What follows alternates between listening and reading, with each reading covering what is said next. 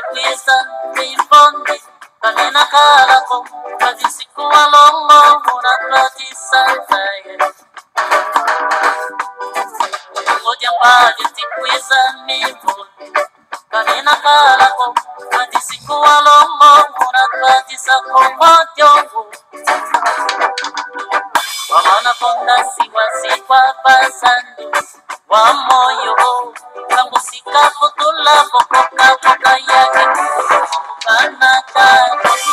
Ojita moyo kadikongo, ojita moyo kadisumo, ojita moyo kadikongo, ojita moyo kadisumo, ojita moyo kadikongo, ojita moyo kadisumo, ojita moyo kadikongo, moye kadisumo, ojita moyo kadikongo, ojita moyo kadisumo. Ojija moyo kadikonga, ojija moyo kadisumula.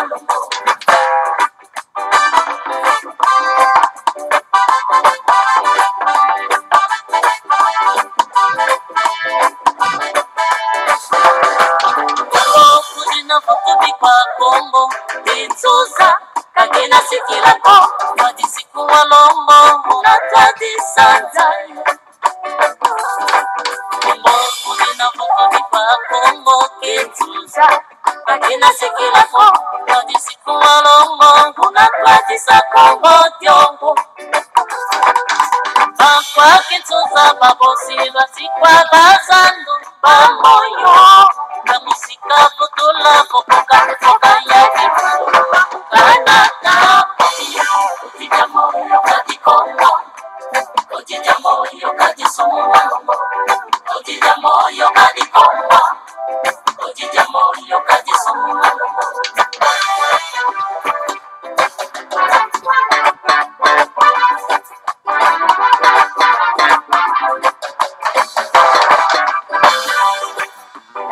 Mukongo japaja Tikwisa, Imwivi, kagina sikilako, katisiku walongo, munakadi sanzaye. Kongo kujina futubi kwa Kongo, Imwivi, kagina sikilako, katisiku walongo, munakadi sakongo diongo. Bakwa Kimwivi, babosi lwasikwa bazandu, bamoyo. Kamusika futula pokoka poka poka yake, kanaka. Ojija moyo kadikonga, ojija moyo kadisumo, ojija moyo kadikonga, ojija moyo kadisumo, ojija moyo kadikonga, ojija moyo kadisumo, ojija moyo kadikonga. Ojija moyo kadikonga, ojija moyo kadisumo, ojija moyo kadikonga, ojija moyo kadisumo, ojija moyo kadikonga, kadisumo nalongo. Sikija ndija ntete, Kongo yenkoko kapa baleta tikasana, totumya bakuru bawo. Kanzi, kwanzenza ya mode, toto wasompisa. Ibogo, ibogo. Inunza kakina kalako, kimwidi kakina kalako, ibondi kakina kalako, ngoja paka muzalana jayana.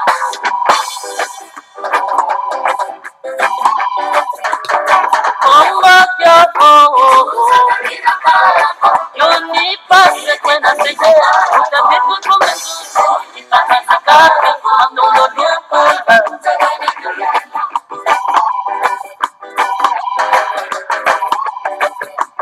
Mukongo kyoko, utapafu kandina umba, utambarumba mutantoya, itakasakake, kongo zalwa.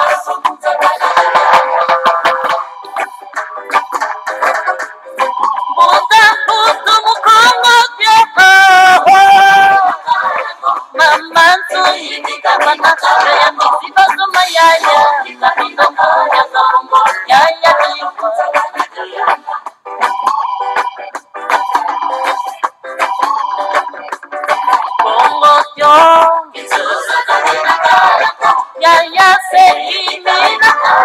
wana ya leko ya lisa ya nyonso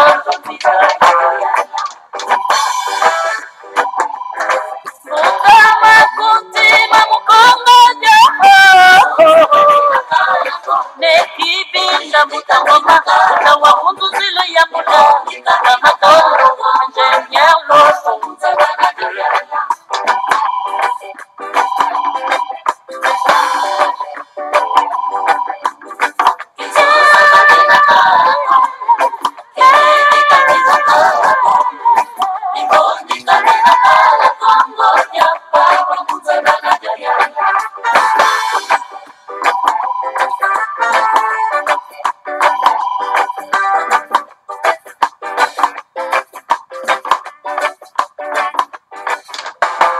Matondo mingi bama batata bandeko balandi ya Congo bololo tala biso wana toye lisusu na tongo ya lelo bama batata bandeko epa wapi en tout cas tokei solo penda komata na ngomba ya Kaila bama batata bandeko pona ite tokoka solo penda kosolola ya solo penda bama batata bandeko bana lisanga timati balandi ya Congo bololo lelo ezali solo penda mokolo mwa lendi mokolo mwa yambo ya mposo mokolo mwa zomi sanza zomi na mibale mobwako to mibale na zomi na mwambi tokomi bongo na ngonga libwana miniti mitano awa na studio na bino studio na biso ya Congo bololo bama batata bandeko en tout cas toye anto encore lelo na tongo lelo bama batata bandeko sima mwa mikolo ebele sans que tokoka koyokana bandeko batuni babi Congo bololo toza koyoka ngo te ndenge nini effectivement bama batata bandeko nzoto ezalaki na mwa koningana alors en tout cas tala biso tozongi pe lisusu tozalaki na problème ya matanga po wapi en tout cas ya langai donc autaki solo penda kobungisa solo penda leki na ya mobali ya 32 ans na kati na mboka mokonzi Kinshasa yango na tuka tozalaki solo pena en tout cas na matanga bama batata bandeko bana lisanga timati yango na bomonaki ete moyen to ko kolika na ba net ezalité pour na kopesa bino information ko relier bino en tout cas les messages à les grands maîtres pour momanda semi na pesi bino banso ba yenge balo sako pe ba mbote na bino banso bama batata bandeko obozwi litomba ya kolanda biso en tout cas situation eza kokenda en tout cas en péril na kati ya République démocratique du Congo bama batata bandeko et pa wapi en tout cas tokozwa Congo dietu o les grands maîtres fumomanda semi aza kopesa vraiment aza kotia en tout cas le peuple congolais en témoin. En tout cas les grands maîtres fumomanda semi aza kotia le peuple congolais à témoin bolimbisi na situation oyo ezali koyaba bama batata bandeko esengeli boko koyeba ete situation eza kokenda na dérive bolimbisi Hippolyte Kanambe mwana ya tuti rwandais alias José Kabila aza ko préparer un grand génocide na kati ya mboka wana batata bandeko. Alors c'est pour cette raison les grands maîtres font mandater maza kotia le peuple congolais à témoin en tout cas et pas en tout cas ba politique carrière au bazana kati ya Congo balingi ko landa mot d'ordre liloba ya tout manazambe les messagers les grands seigneurs à Congo te bama batata bandeko. Alors voilà yewana ayeko koma Congo dieto pona kotia le peuple congolais à témoin de ce qui va arriver. Alors peuple congolais bozali à témoin. Alors c'est pour cette raison bama batata bandeko toye pona ete to ko solo pena ko memela ko relier bino en tout cas le message à les grands maîtres fumomanda semi et pas en tout cas attirer le peuple congolais à témoin. Parce que Mathieu Mangongi, en tout cas, bama batata bandeko, et futa kalifuta nango toujours yanini ya kolela.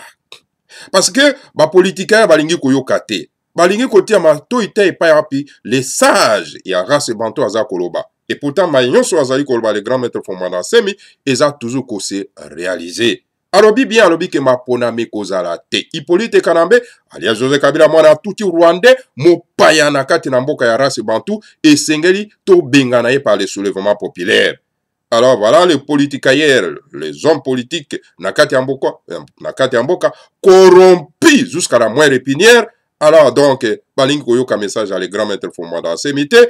Alors bango bazali koyoka solo pena en tout cas ba oyo bango babengaka ba décideur pona ko accompagner Hippolyte Kanambe na aventure na ye aza kosa na kati ya mboka wa tata bandeko. Est-ce que bomona wapi na kati ya mokili oyo boko wa komona solo pena en tout cas mboka eko wa organiser ba élection sans que ba organiser ba recensement ya population boye ba motango ya bato ba tata bandeko bo sala fichier électoral bo sali yango te.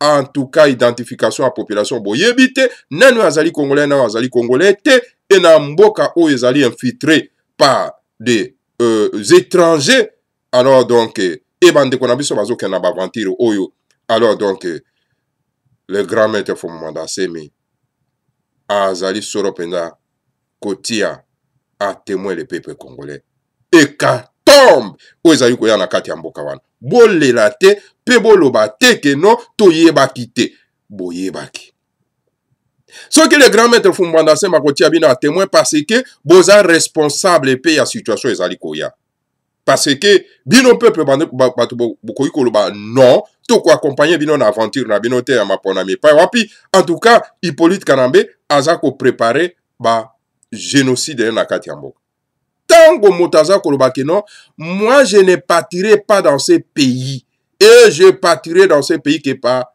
la balle hein dans la tête na kolongwa na mboko te na kolongwa na mboko kaka na lisasi na moto moto soka lobi na bino ndenge wana bongo sikoyo bino bozako ko loba makambo etai maponami en fonction de quoi moto alobi liloba na ye loko ya lobi ka kolongwa kaka na mondoki na moto na lisasi na moto est-ce que biso toko accompagner na baventure na ya maponami ya wana le grand maître Fumanda Semi lobi biso toko voter te kuta vota ko wana na Kikongo toko voter te alors bandeko na biso na kati nazwi message na kati na mboka ya Congo Central baza kosala mwa manevre ya lokuta ya coulisse ke non biso tekende kovote secrètement boyeba koboko voter secrètement le seigneur à Congo vous voit simbi ya mopepe eza komona bino simbi ya moto eza komona bino simbi ya mai eza komona bino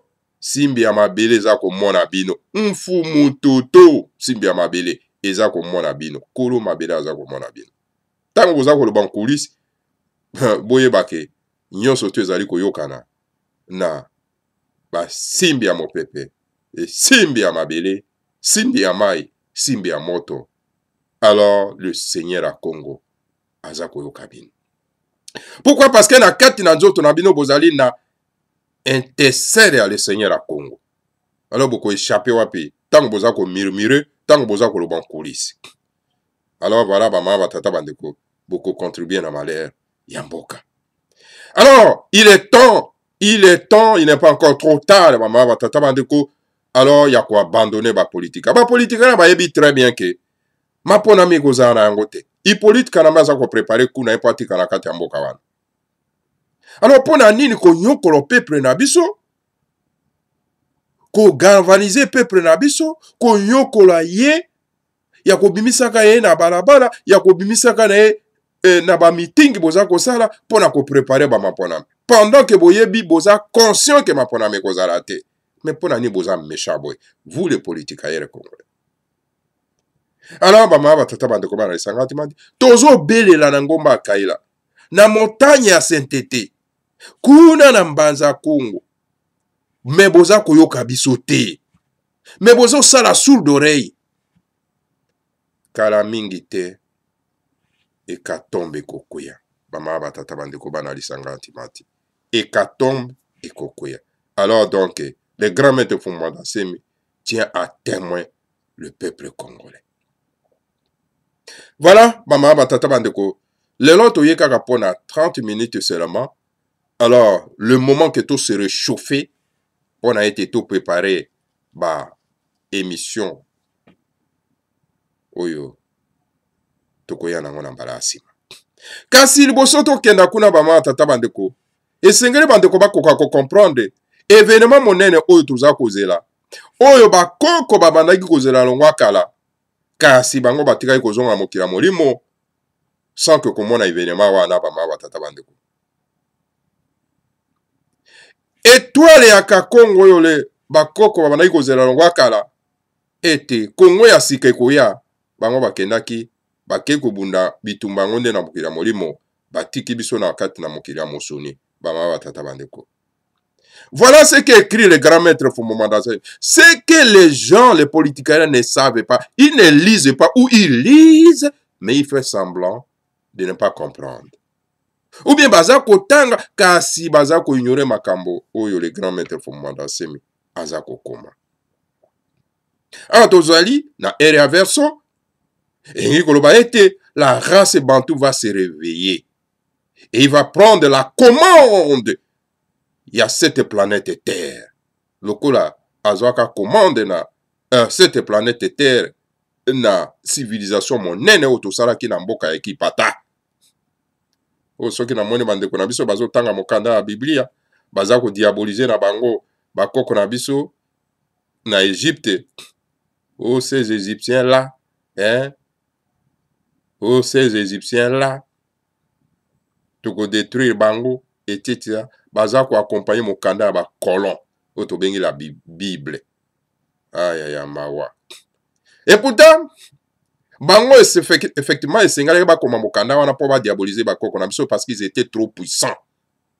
Parce que ce sont eux-là qui ont créé la civilisation égyptienne. Alors voilà bama batata bandeko bana lisanga atumati. Et kolongo na biso na mboka na Egypto Ekipata po ete tokenda kokoma solo pena atuka na katikati ya mabele otobengi solo pena atuka kachopa ya kati l'Afrique centrale. Ezalaki promesse oyo le Seigneur a Congo apesaki solo pena atuka na bakoko na biso pona ko créer une nouvelle civilisation oyo kotambusa isusu mokili bama batata bandeko parce que mokili eza na mabunga. Pambate esengelaki na tango wana kozela solo pena le roi divin Nkwa Tulendo oyo akouta na kati ya mokili ya molimo pona koya solo pena ko se manifester na kati ya Afrique centrale pona ete tokoka solo pena ko créer une nouvelle civilisation oyo tokotambusa nango mokili. Voilà ce qu'écrit Fumanda Nsemi na le 16 juin 1994. Botanga bambula boni. Totanga nano atoyoka. Avant que toleka na Congo dieto bama batata bandeko. Okoyi kotanga na buku ya confédération, la confédération de Timanti. Goza buku wana et pa bandeko na biso na mboka ya Belgique. Po ete bako akopesa buku ka kosomba ngo pe bako kotanga. Voilà la carte introduction, voilà ce qu'écrit le grand maître Fumanda Nsemi. Lors du déclin de la civilisation égyptienne, la promesse divine fut renouvelée au cœur de l'Afrique pour devenir le pays du peuple élu de Dieu qui allait éclairer plus tard l'Afrique et le monde. Donc, tango oyo Ekipata esilaki kokweya civilisation ya bakoko na biso basalaki na Ekipata oyo efungwamaki solo efungolaki solo pena mokili. Alors donc promesse epesaki na biso na le Seigneur a Congo ete toko renouveler isusu civilisation wana na kati na motema ya Kachopa l'Afrique centrale. Donc epa wapi en tout cas Afrique centrale eko koma mboka oyo ezali solo penda ya baponami ya tata Nzambe bama batata bandeko epa wapi bango bako éclairé kotalisa mwinda na kati na Afrique mobimba pe na mokili mobimba bama batata bandeko. Donc l'Afrique attend donc la lumière mwinda oyo kuta solo penda na kati na Kachopa ya kati donc Congo bama batata bandeko. Alors voilà, les Makaba, le Makongo, le livre sacré du Bukongo dit que pour féconder physiquement et mystiquement le cœur de l'Afrique, le dieu Mwanda Congo ordonna au grand mage Mbemba Zulu de rassembler le clan Bena-Congo dispersés en Égypte, en Israël, en Éthiopie et d'aller les implanter au cœur de l'Afrique pour une mission spéciale consistant à guider, orienter, organiser spirituellement, politiquement et matériellement l'Afrique centrale afin que cette région du globe puisse devenir le centre de la grande civilisation nouvelle qui apportera le grand roi qui viendra du ciel. La mission confiée au peuple Congo par les dieux civilisateurs est Numéro 1. Féconder mystiquement l'Afrique centrale, afin de la rendre digne de recevoir le grand roi qui viendra du ciel au temps prévu par le Seigneur à Congo. 2. Former les grands initiés destinés à gérer l'Afrique centrale sur le plan politique, religieux et scientifique. 3. Ramener l'Afrique centrale à devenir un seul pays, une grande confédération, l'Union de Timati, composée de 3 zones culturelles appelées fédérations. La Fédération de Congo-Dianene, la Fédération de Lubangi et la Fédération de Lualaba. C'est la congolisation ou plan de Dieu. Mandat Congo pour l'Afrique centrale. Donc voilà, c'est le plan de Dieu, mandat Congo pour l'Afrique centrale. Voilà, bama tatabande. Tikana limbola na liga. Na kati ya makaba wo ezali mokanda mo centre mabiso parce que chaque race a na mokanda mo centre na biso. La Bible n'est pas le livre saint de l'Afrique noire. Vous qui enseignez les gens ces livres-là, vous êtes des criminels. Je dis ceci. Bino batobote ya kabandeko na biso mokanda wana ya bakolo boza ba criminel. Bato na bato chaque race baza na mokanda na bango. Le Coran n'est pas le livre saint de la race noire. Les noirs qui sont dans le Coran, qui enseignent le Coran, doivent cesser d'enseigner à nos frères et sœurs le Coran. Le Nilongi n'est pas le livre saint de la race noire. Alors donc, chaque race a na mokanda mosantu na ye. Alors tozalaki na yangote, yango to defaki ya bapaya. Siko tozano ya biso, on appelle Makaba Makongo. Et pourquoi perdre encore le temps à lire des versets bibliques? Eh ben ndeko. Pona ni ko perdre temps lisusu ya kotanga ka mokanda wana ya bapaya wana? Pourquoi? Pourquoi perdre encore le temps à enseigner les gens ce qui est dans ces livres-là? Pendant que l'histoire de la race noire ne se trouve pas dans kata mokanda. Ici, toi, Nabiso, et dans kata mokanda wana te. Pona ni koko bakotanga la bato mokanda wana. Ça n'a pas de sens.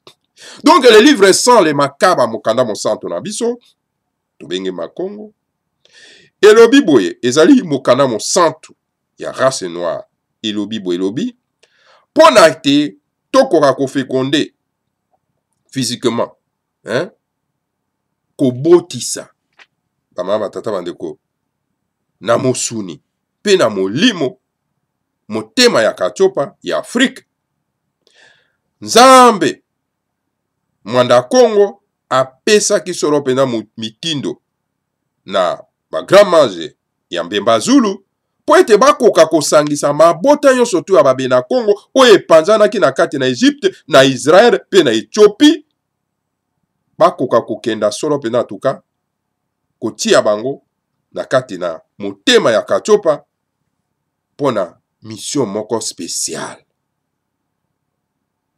Mais nous ne nous trouvons pas dans quel de l'Afrique par hasard. Parce que bomi yebi lisusu te, po boza kotanga mokanda na bapaya, ba bêtise. Oza na kata mokanda bapaya. Onge biso toza na une mission spéciale. Oto yaki na kati na kachopa ya kati. Bama batata bandeko. Mission spéciale yango ezali pona nini? Pona ko guider, ko orienter, hein?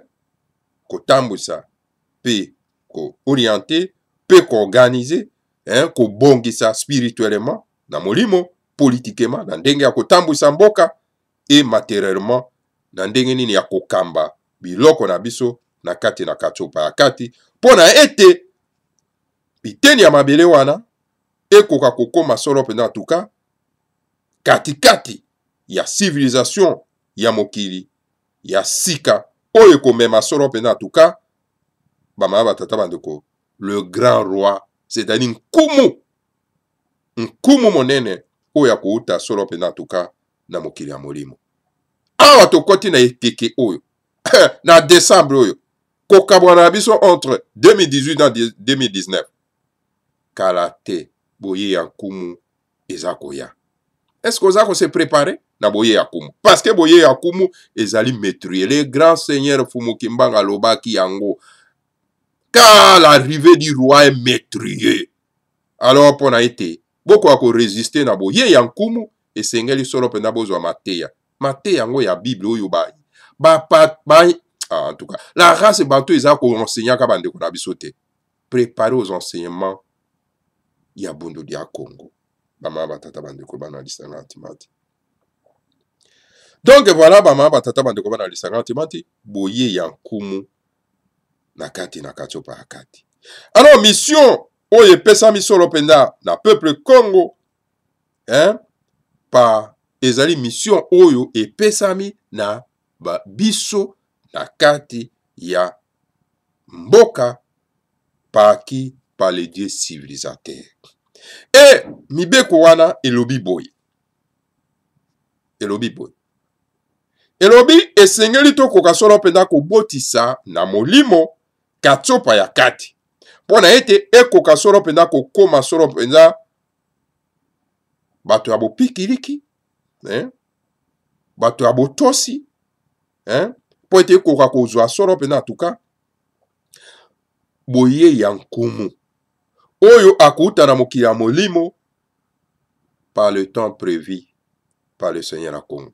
Engonga oyo ezali prévu par le Seigneur à Congo yango oyo tozokenda te.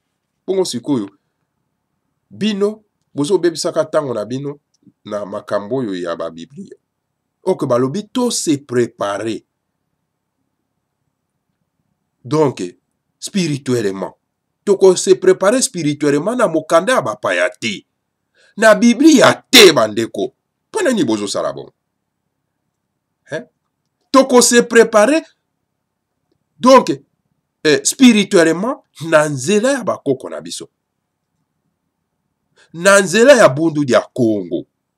Na christianisme te, mes chers frères et sœurs. Est-ce que vous comprenez ça? Et le konini oyo banvuta bino na kati na spiritualité ya bapaya wana. Alors deuxième point, mission vous allez confier par le Seigneur à Congo et par mandat Congo ezali nini. Donc conformer ba grands initiés côté ya ba grands initiés bato baza na boyebi côté ya bango pona ete bango bakoka solo penza mission na bango ezali pona ete bakoka solo penza ko gérer katsopa ya kati ko gérer katsopa ya kati sur le plan politique, le plan religieux et le plan scientifique. Ko gérer katsopa ya kati na plan ya politique ya kokamba mboka, na plan ya molimo pe na plan ya boyebi, c'est-à-dire la scientifique et les scientifiques je veux dire. Troisième point na mission wana kosangisa solo penda katsopa ya kati ekoma mboka moko, c'est-à-dire l'Afrique centrale va devenir un seul pays ekokoma mboka moko. Ekozala te oyo angolais oyo congolais oyo gabonais oyo Congo Brazzavillois ekozalaka lisusu te. Katsopa ya kati ekokoma mboka moko. Ekokoma une grande confédération. Et papi tokobenga yango Union de Timanti. Nabenga yango bana lisanga ya Timanti. Bana Union de Timanti. Vous croyez que quand je dis Union de Timanti, les gens pensent mais comment on y a l'obak. Tous en avance na bino. Ce que vous avez permis à les grands maîtres pour mandater, mais vous avez toujours l'avance. Alors, et pas wapi, Union de Timanti wane kozala composé na 3 zones culturelles. Otobengi yango fédération. Ya liboso, fédération ya Congo dia nene. Ya mibale, fédération ya Lubangi. Et ya misato, fédération ya Congo. Pona. Pama batataba. Fédération ya Lualaba, bolimbisi pama batataba ndeko. Donc ya liboso, donc fédération ya Congo dia nene. Ya mibale, fédération ya Lubangi. Et ya misato, fédération ya Lualaba. Alors, otobengi yango c'est la congolisation. C'est-à-dire bato yonso tout siko bakokoma ba Congo. Pama batataba ndeko. O wana ezali plan ya tata Nzambe mwanda Congo pour l'Afrique centrale. Voilà, pama batataba ndeko bana lisanga te. Et tous ces politiques, est-ce que baebi yango? Ba Fayulu oyo, ba Tshisekedi oyo, Chilombo, ba Ngwanda oyo, hein, banane lisusu. Et tous ces mondes-là, bama tata bandeko boyebi. Est-ce que bayebi makambo? Bayebi na bango te. Bazo kena kwa bangulu. Bazo kena bakula bangulu ba umema bango na abattoir.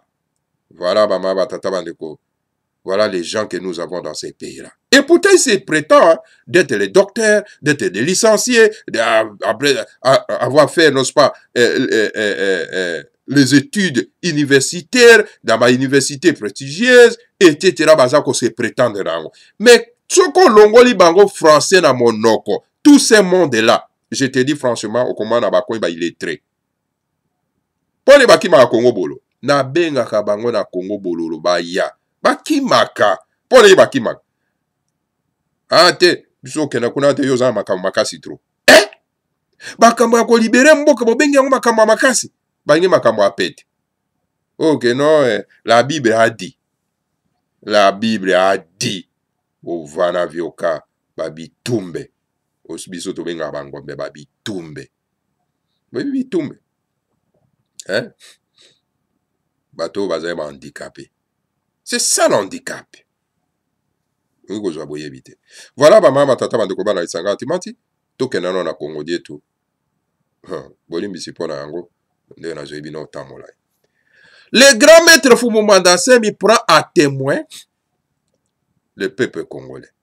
Pourquoi le grand maître Fumumanda Semi prend à témoin le peuple congolais? Na maye oyo mazali koya liboso na biso. Alors, pourquoi le grand maître Fumumanda Semi prend à témoin le peuple congolais? Qu'est-ce que le peuple congolais a fait? Et donc on dit peuple congolais a sali pour être le grand maître Fumumanda Semi prend à témoin le peuple congolais. Tola. En 2015, Fumumanda Semi a dit que ça a rappel.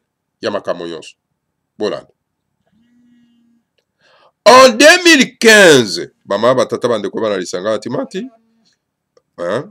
Donc, voilà. On ne nous dérange pas le téléphone. Donc, en 2015,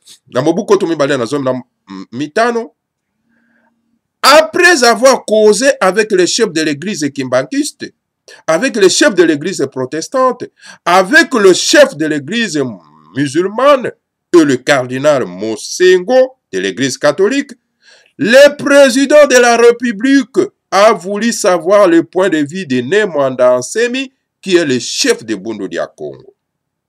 Na mobuko tumibale na zomi na mitano, na sima ya kosololaka na lingomba ya kimbangiste, na sima ya kosololaka na mokonzi ya lingomba ya kimbangiste, na sima ya kosololaka na mokonzi ya lingomba ya protestant, na sima ya kosololaka na mokonzi ya lingomba ya musulman, na sima ya kosololaka na kardinal Mosengo pe ya catholique.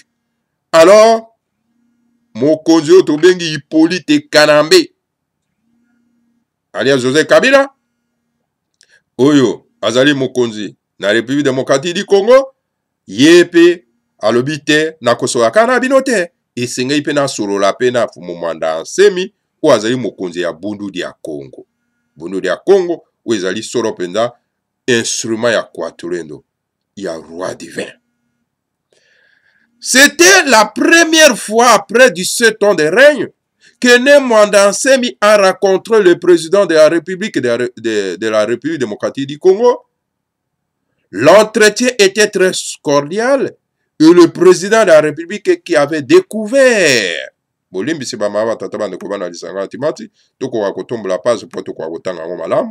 a découvert pour la première fois Nemwanda Nsemi était très content. Alors donc, dans Simakosolo, quand on a le grand maître Fumumanda Nsemi, Hippolyte Kanambe alors au Kabila moi na mopaya touti rwandais a qui se go découvrir que non en tout cas Fumumanda Nsemi azali moto moko mayele mingi et puis azalaki très content na kosolo laka na Fumumanda Nsemi na simambula zomi na sambo ya règne na ye ya occupation ba mama batata bana. Le mandat de 5 années qu'on avait obtenu en 2011 était terminé, mais la majorité présidentielle qui dirigeait le pays n'était pas en mesure d'organiser les élections, ce qui a courroucé l'opposition. Pour éviter que le pays sombre dans l'anarchie, Nemwanda Nsemi a proposé une transition de 3 années pour bien préparer les élections. Mandat ya mbula mitano oyo Hippolyte Kanambe azwaki na Mobutu Tomibale na zomi na moko esilaki. Kasi la majorité présidentielle oyo ezali kokamba mboka, bango bazalaki na mesure ya kobongisama ponami te. Alors opposition akomaki kurusi, akomaki na éperdement pama batata bandeko. Pona ko éviter que mboka ekoka kokwea na bosoto na bozoberi. Alors donc Fumu Mwanda Nsemi a proposaki transition ya mbula misato. Abe sengeli to kota na transition ya mbula misato pona ete tokoka kobongisama pona malamu. Mama tata bande. Est-ce que proposition le grand maître Fumu Mwanda Nsemi apesa ya mbula misato? Est-ce que mbula misato elegite? Soki to ndimaki yango. Est-ce que tokoki koza problème toza nango lelo?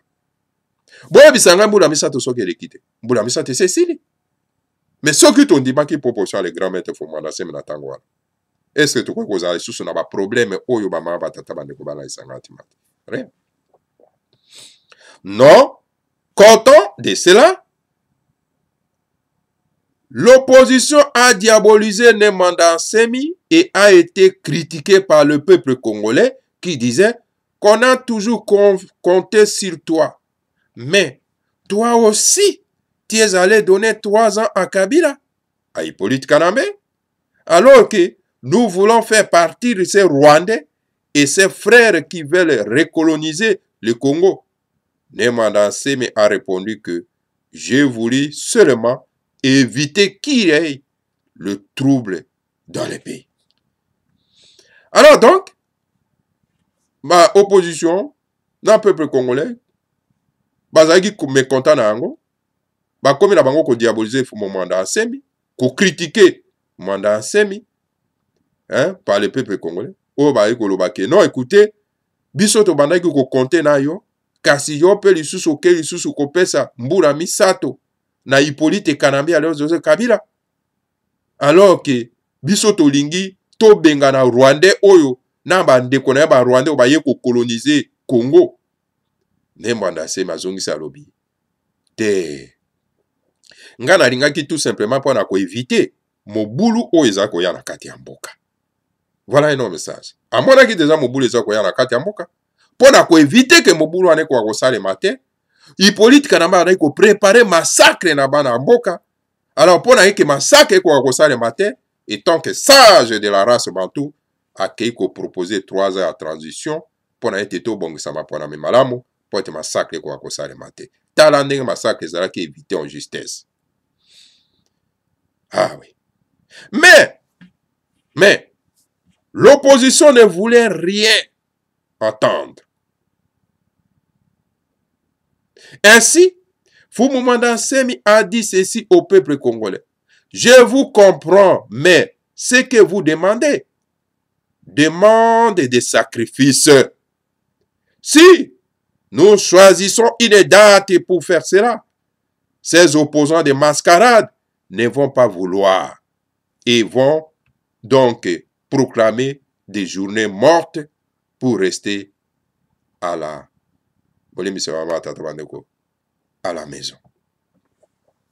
Alors le grand maître de Fumu Mwanda Nsemi, Yokandenga Eko répondre na bango. Alors donc maintenant, et que l'opposition, bango balinga ki koyoka ata makambo le grand maître Fumu Mwanda Nsemi aza koloba te. Kasi Fumu Mwanda Nsemi alobi na peuple congolais boye. Alobi nazo comprendre bino. Kasi oyo nyonso boza kosenga wana eza kosenga sacrifice monene ya kobenga na Hippolyte Kanambe na batuti Rwandais oyo bali ko recoloniser mboka ezo senga sacrifice monene. Soki to choisi to poni nzela wana to poni date o to kosala ete to ko benga na bapaya oyo, alors ba opposant ya lokuta oyo baza na kati ya mboka bakoboya. Bakosala nini? Bakokenda ko proclamer journée ville morte. Bako proclamer mokolo ya kokufa po ete bako akotika na ndako. Ozomana ba opposant wana. Bango bayebi makambo balingi te ba opposant wana. Puisque la crise continue, la Belgique, les ISA et l'ONU ont accepté l'idée d'un dialogue pour mieux préparer les élections. Alors, tellement que crise yango, ya ko boya ko bongisa mapona meza ko koba. Alors, les Américains balandi voient les grands maîtres Fumumanda Nsemi te, Fumumanda Nsemi aza na raison. Parce que crise est aussi la bonne te, c'est pour cela que c'est pour cela que M. Eden Konzo était venu à Kinshasa et a tenu cette concertation à la cité de l'OIA. Curieusement, l'opposition qui a tout fait pour diaboliser Fumumanda Nsemi s'est accaparée de la concertation. Et là, les opposants ont mascarade de Batona Lukuta, ou boyaki makambo wana etali dialogue, et pas wapi ba américains na les autres unions européennes bandimi ya bango idée ya likanisi ya Fumumanda Nsemi. Alors monaki Eden Konzo yaki pona kosala concertation wana, et là bango ba boyaki likambo wana bake ko se lancer na kati. Alors donc l'idée oyo ba boyaki ya Fumumanda Nsemi oyo ba diabolizaki Fumumanda Nsemi bango ba ye ko s'accaparer na yango bama batata bandeko mawa. Ayant tué des Kivusiens dans une incursion rwandaise au Kivu, Fumumanda Nsemi a dit à cause de cela que le Rwanda aux Rwandais et le Congo aux Congolais. Pour avoir dit cela, malgré ses immunités parlementaires, le régime en place à Kinshasa a détruit son palais royal en 3 semaines. Pour être fidèle à la population congolaise, nous avons proposé la date du 7 août 2017 pour faire ce que l'opposition congolaise et le peuple congolais voulaient. Curieusement, manipulé par l'opposition, le peuple congolais n'a pas suivi le mot d'ordre. Mais par contre, l'opposition s'est dévoilée qu'il flouait le peuple congolais parce qu'en vérité, les prétendus opposants étaient des collabos du président de la République des États, c'est-à-dire du Hippolyte Kanambe, alias Joseph Kabila. Voilà pourquoi le grand maître Fumumanda Nsemi prend à témoin le peuple congolais, Maye Oezali Koya. Alors donc, Fumumanda Nsemi, tango amoni ete, babomi bakivusien ebele, na incursion ya Rwandais, terroriste Rwandais bayaki na kati ya Kivu, babomi bakivusien ebele. Likolo akobomaka bakivusien ebele. Na terroriste ya moto tobengi solo penda Kagame. Alors Fumumanda Nsemi alobi te. A cause na yango, esengeli ete Rwanda etikala pona ba Rwandais et le Congo etikala pona ba Congolais. Alors pona koloba slogan wana bomona ki solo penda ba makesa mabundo dia Congo ba tellement ki pona ko pesa slogan wana. Alors donc malgré l'immunité parlementaire, il y a le grand maître Fumumanda Nsemi. Le régime terroriste Hippolyte Kanambe, alors Joseph Kabila en place, dans Kinshasa, il faut détruire le palais royal, il y a Fumumanda Nsemi dans 3 semaines. Pour nini, parce que Fumumanda Nsemi, est fidèle dans la population congolaise. Alors c'est pour ça que le grand maître Fumumanda Nsemi a proposé la date, il y a le 7 août 2017, mokolo masambo ya sanza mambo mobo ya koto ya zom na sambo pona ete opposition congolaise na peuple congolais bakoka kosala likambo oyo bango balingaki, c'est-à-dire ya soulèvement populaire. Le grand maître Fumumanda a proposé date. Bon monaki même bangwanda ba non bakenda bokila na makelele te bapropozaka date te. Tubokaki bangwanda batelemaki pona kolobaki bangwanda na bato na bazana baliaka na majoire moko baliaka esika moko batelemi ote bapropozaka date te o bakena bokila makelele te mais bon mona ndenge bato oyo bakaka bango bapolitika era bazopropozaka badate mais bango bazoloba te. Mais tango le grand maître Fumumanda Nsemi atemi mpona kopropose date mpo tobenga bapaya bango na batelemi okleno o bakena bokila te na makelele te o bapropozaka date te so mais ça, c'est quoi ces gens-là? Alors voilà, le grand maître a proposé qui date ouana. Il y a le 7 août. Tara, curieusement, le peuple congolais, n'a pas opposant wana, baboué na bango. Baboué na bango date wana. Et pourtant, balinga ki yango. Alors, pour nani parce que, peuple congolais, azalaki manipulé na opposition, ya lo kuta oyo bama batata bandeko. Alors, tango le grand maître apesi, mot d'ordre wana, le peuple congolais balandite, parce que bazalaki manipulé na ba opposant ya lo kuta oyo bama batata bandeko. Ils n'ont pas voulu suivre les mots d'ordre les grands maîtres Fumumanda Assemi. Et pourtant, par contre, Bama Batata Bandeko, Bango Sikoyo, Baye Sikoyo, Bama Batata Bandeko, ko floué, ko kosa, Bana Somi Amboka ya Congo. Mawa Bama Batata Bandeko, Bana Somi Amboka Congo, Bazali manipulé, na ba opposé à l'okuta oyo. Hein? Et pourtant, au modi ba opposant wana Bama Batata Bandeko, Bazana bango tout simplement bato oyo baza ba kolabo. Baza ba kolabo na Hippolyte Kanambe. Balia kanabango na major moko. C'est pour ça ba kolanda mot d'ordre o les grands maîtres Fumumanda se baza ko pesa te. Et puis baza ko kosa bana somi ya mboka ya Congo. Et puis ozolanda bango. Bazo kosa même bande ko na biso nyonso na kati ya mboka. Et les journalistes qui sont acquis à l'occupation bango pe baliaka na ba major moko bomoni bango na ba magazine na bango baliaka esika moko na bato wana na occupation bango pe ba boy ko relier na ba télévision na bango na mbunduka na bango les messages à les grands maîtres à soulèvement populaire.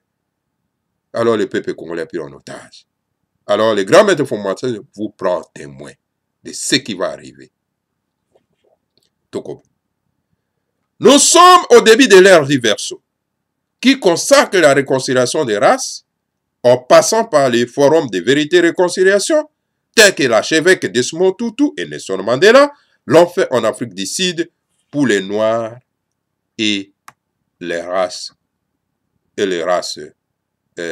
blanches.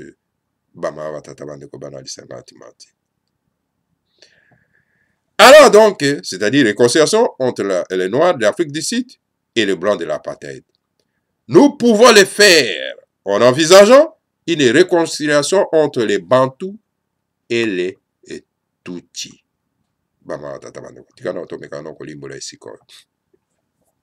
Les grands maîtres Fumumanda se malobi, tozali na ero ya verso. Ero ya kinati massa. Et pas wapi en tout cas, objectif nango ezali nini? Ko se réconcilier. Ba race nyon se senge se réconcilier. Parce que ba race eza na réconciliation te, eza na bitumba. Alors, rôle, mission, les grands maîtres Fumumanda Assemi, c'est réconcilier la race, les races, je dis bien. Bien que tu fasses na mindele. Na kata mitema abiso eza réconciliation te boyo kaneza ete. Tu vas na hypocrisie. Et si kabiso tu vas na honte biso ba noir, c'est-à-dire les Bantous et les Tutsis. Hein? Ba rancœur eza na mitema. Esprit de vengeance eza na kata mitema. Alors la mission, il y a les grands maîtres Fumumanda Assemi, c'est réconcilier, n'est-ce pas? La réconciliation des races. Le Colandeng et les Kaki Nakati, il y a Afrique du Sud, en passant par la vérité et réconciliation. Hein? Kolobama BP, Koluka Kobongisa. Le Colandeng et les Kaki, l'Afrique du Sud, entre Nelson Mandela. Hein? Il y a race noire, Penaba Mindele et apartheid. Alors, bisope tokoki kosala yango, tokoki envisager réconciliation entre ba Bantou, bama batata bandeko, na ba Tutsi, oyo baza ko massacrer biso bandeko na biso na kati ya mboka bama batata bandeko. Donc, tokosala yango d'une manière de l'Allemagne et de la France qui se voulait une grande haine dans le temps, mais qui sont devenus les couples franco-allemands de l'Union ultimate. Aitoko sala de l'Union européenne bolimbisi. Aitoko sala ngo lokola ndenge ba allemand basala ina ba français parce que ba allemand na ba français wana ko yokana te. Lelo oyo ba koma na boyokana. A commission européenne couple, c'est-à-dire libala. Ya ba allemand na ba français. Ou ezali sur européenne en tout cas. Na mboka ya mokili mapoto. Donc voilà, le grand maître Fumumanda Assemi sa mission, c'est de réconcilier les races. Bien sûr, M. Olenga Nkoyi est le géniteur de la théorie Ndeke Soso, Mwanamboka Mopaya. M. Olenga Nkoyi a digéré, plutôt ne digérait pas du tout le président Kabila, c'est-à-dire Hippolyte Kanambe, mais aujourd'hui, ils se sont réconciliés et marchent ensemble. Donc voilà. Bien sûr, Olenga Nkoyi, Oyazali géniteur, je vais dire géniteur plutôt Bolimbisi.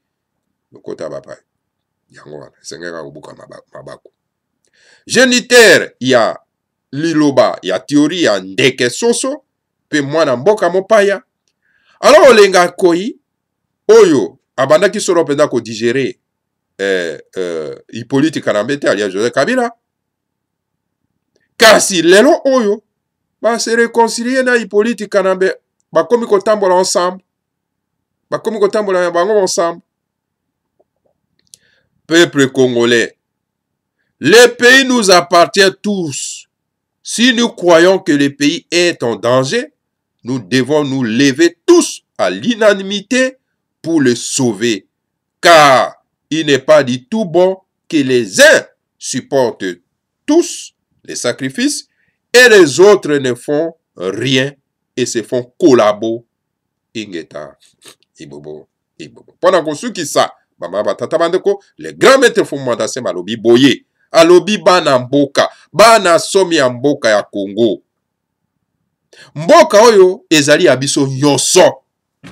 Mboka oyo Congo ezali abiso nyonso. Mboka oyo ezali abiso. Soki vraiment toza kokanisa ete mboka oyo abiso oyo ezali na danger, ezali na likama. Esengeli biso nyonso tokoka kotelema. Liboke moko, lisanga moko. Pona ete tokoka kobikisa mboka. Pamba te, eza malamu te. Eza malamu te ete ba mosusu ba supporter sacrifice ya mboka. Bato mosusu ba se sacrifier pona mboka. E ba mosusu ba tikala ba kangala bango maboko, ba koma na bango ba kolabo. Eza malamu te. Bomoni ba makesa ya bonu ya Congo. Bazo condamner bango na ba occupant wana condamnation à mort. Boye bisangai. Ba makesa ya bonu ya Congo ba yibaki wapi? Ba kene ko yiba wapi? Te nazo tuna nde bino, botala ngaka miso te na tuni bino boyanora ngai. Bino ba politika na peuple congolais wana. Boye bisanga ba makesa ya bundu ya Congo ba kangi bango bazo ko condamner bango à mort. Po ba telemaki le 7 août. Po na koloba ke le Congo au Congolais, le Rwanda au Rwandais. Boye bisanga ba yibaki wapi? Ba yibite. Mais condamnation à mort na bango ezali sacrifice po na mboka. Mais tango bango ba telemaki bino bo kangi maboko bo tala bango na ba balcon. Bolandi bango te na mot d'ordre. Mais za malamu tete ba mosusu ba se sacrifiaka. Bino bovanda ka boliaka ba bistek. Bino bovanda ka na ba balcon, bolo ba keno bato ya Fumandase bango wana. Ok, bango baza ko bunda pona ete ba paya bako akobinda. Ba bima plutôt bolimbisi. Hein? Non, ne soyez pas un grand comme ça. Donc le grand maître Fumandase bi, alobi yango très bien que mboka za biso surtout. Et sengeli soki to moite mboka ezali en danger, to tela mabiso surtout li boke moko pona ete to bikisa mboka ezali en danger. Effectivement mboka ezali en danger. Mboka ezali pris en otage par les étrangers. Bazo piller mboka. Quand on dit ils sont tentés de piller les pays. Et kolobani. C'est-à-dire ba yebi ke baza ba paya ba ko bengana bango lobi e sengeli ba yi bambango bango po ba tango ba kolo ba kolamuka ba kolomboka ba kolamuka to ko yi ba lisusu te. Donc Hippolyte Kanambe qui pille le pays avec ses frères tout rwandais, bazo piller mboka po ba yebi ke mboka za bango te, il faut ba yi bambango bango. Tango yo ba congolais bazo la pongi. Pam te tango ba kola muka ba ko récupérer mboka na bango to ko yi ba lisusu te. Hein? Alors, tango to moni ke mboka za na likama na danger. Et senge biso zo tout telema lisanga moko. Mais moto azo pesa likanisi aketo kwa kotelema lisanga moko. Esenge to landa ye. Po te to bikisa mboka weza na pasi. Alors ezali te ke bamakesi ya bundu ya Congo bango batelemi mpona ko bikisa mboka. Alors la majorité ya bato baza na bango bakolabo bazolia na baoccupant. Tala baolenga nkoyo balobaki ete Hippolyte Kanambe aza mwana ndeke. Tala bango wana baza kolia na majoire ya Hippolyte Kanambe. Allez, Joseph Kabila. Bah, tata bandeko bana isanga timati. Alors donc, les sages de la race bantou lancent toujours un mot en direction à les peuples congolais. Pambate maïmazali koya liboso, boloba te ke toyeba kite. Nga naza ko relie yango na kati na Congo bololo. Voilà, bama tata bandeko nga na suki awa pona mokolo mwalelo. Botika malamu na komba bakulu. Voilà, bama tata bandeko bana lisanga timati. Bo s'abonner massivement na kati ya Congo bololo. Ne vous hésitez pas de vous abonner. Parce que maïtolo toza kolobawa lobi bokoluka yango. Po tozo loba ezo bima na monoko mbuta bope bobala te, meza kouta na le grand maître Fumanda Semi. Moi j'ai fait que relier les messages à le grand maître Fumanda Semi. Ba mosusu komona bango. Bazo yo kamabe. Bazo kamabe les messages qu'on donne. Bazo kana bango mabe. Hein? Ils pensent même que ah moto yo ako disparaître mon colonini. Hein? Pour atika biso kolobela biso makambo yo. Hein? Ozo mona bango ba tata. Loko atozaki mo absent. Ils sont contents que non bazo mona Congo bololo te. Boko luka Congo bololo. Numéro par numéro. Baba tata bandeko. Po boye bake. Ah! Mbota bope o banda ikoloba. Abaye ko relier les messages à les grands maîtres Fumanda Semi. En tout cas, je salue de tout mon cœur tout ma masse en Martinique. Vraiment, et je salue tout le monde. Napesi batoyon surtout balosako bayeng. Voilà bama batata bandeko bana lisanga timati. Ezaki abino mbota popele obala. Waya ki soro penda ko relier bino les messages à les grands maîtres Fumanda Semi. Tokuta na bino lisusu mbala sima. Toujours si 3 fois www.radio4.com. Pe Congo bololo. Que le Seigneur à Congo vous bénisse tous. Bénisse Fumanda Semi. Et bénisse la République fédérale du Congo. Sanga Timati.